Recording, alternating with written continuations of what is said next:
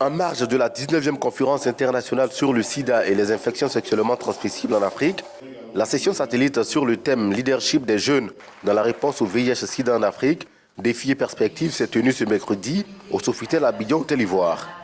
Selon les initiateurs, cette session permettra d'offrir une plateforme de dialogue entre les jeunes et les acteurs au développement autour des questions pertinentes comme celle du renforcement de l'engagement des acteurs du secteur privé dans le financement des actions de prévention du VIH et plus globalement dans la promotion de la santé en matière de reproduction.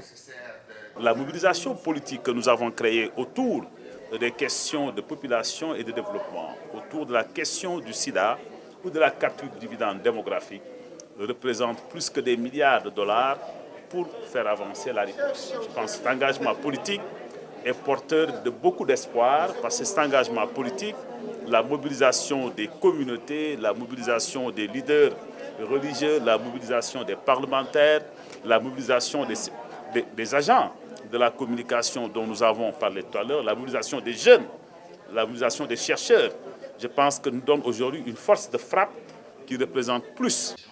Cet événement se positionne par ailleurs comme une réponse à la déclaration de Mme Lordina Mahama, ex-première dame du Ghana, qui avait proposé en 2014, lors de la conférence africaine sur la santé et les droits sexuels, le lancement d'une campagne continentale qui vise à mettre fin au sida chez les adolescents.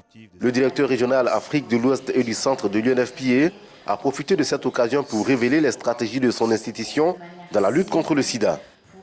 Notre stratégie, c'est d'abord le passage à l'échelle. Comme je disais à l'occasion de cette rencontre avec les premières dames, aujourd'hui, nous avons dans tous les pays en Afrique au sud du Sahara, où nous avons les indicateurs les plus faibles. Donc, nous avons des bonnes pratiques dans chacun des domaines pour aller de l'avant. Donc, la question aujourd'hui, c'est le passage à l'échelle. Donc, la question du passage à l'échelle n'est pas une question technique. Ça veut dire que vous savez déjà comment faire pour régler un problème. Mais l'amplitude des interventions sont telles que vous avez vraiment des lueurs d'espoir de part et d'autre.